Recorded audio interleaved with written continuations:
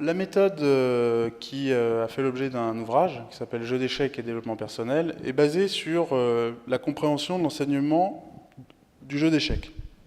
L'idée est la suivante. Comment résonne un joueur d'échecs et finalement l'appliquer au développement personnel. Première chose, c'est le joueur d'échecs a toujours un plan. Si on déplace ses pièces sans aucun but, on va perdre ses parties, on ne va pas prendre plaisir à jouer et on ne va pas progresser. Donc la méthode, elle est simple, elle est résumée en 3 mots. Bilan, objectif, moyen, un acronyme BOM. Première étape, le bilan.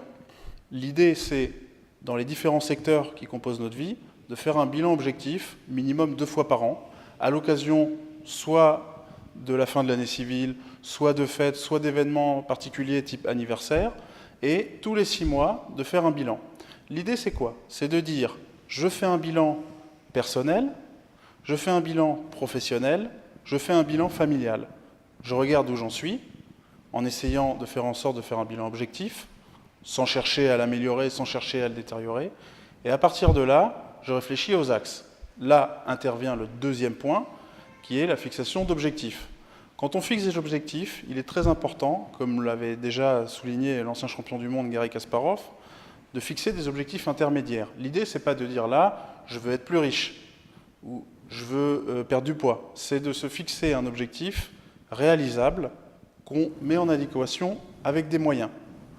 Objectif sportif, je dois aller tel jour à la salle de sport 2 heures. Objectif professionnel, je souhaite développer une autre compétence connexe aux miennes et ainsi faire des formations, par exemple, ou objectif personnel, sortir plus, avoir une vie affective différente, etc., etc. L'idée, c'est de compartimenter. On retrouve ça dans la psychologie avec l'idée de panier et d'approvisionner chacun de nos paniers. Donc on fait des objectifs dans chacun des compartiments de notre vie qu'on met en adéquation avec le troisième temps, qui sont les moyens. Inutile de se fixer des objectifs trop hauts ou irréalisables. L'idée, c'est de fixer des moyens à côté de nos objectifs. Je veux m'améliorer au sport, je détermine un sport, je détermine un jour, je détermine un horaire. Et je marque par écrit tout ça. Parce que ce qui est par écrit nous engage. Dans l'idée du joueur d'échecs, que je citais au début, on fait d'abord un bilan, une évaluation de la position, on regarde les différentes pièces, puis après on se dit où est-ce que j'aimerais bien mettre mes pièces, et enfin on réalise le plan. L'idée est exactement la même, et elle est connue d'ailleurs depuis très longtemps par les joueurs d'échecs, c'est appliqué à notre vie quotidienne, ça nous donne le bilan, l'objectif, les moyens. Le dernier point qu'il faut voir, c'est le rôle de la confiance en soi. On dit qu'elle est une fin en soi, à mon avis, elle ne l'est pas.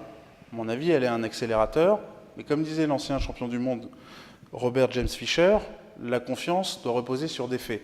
C'est parce qu'on réalise des actions qu'on développe de la confiance en soi, qui va nous permettre de réaliser d'autres objectifs et de faire finalement l'état d'avancement de nos projets assez régulièrement. Et on voit que ça avance, que les projets se réalisent.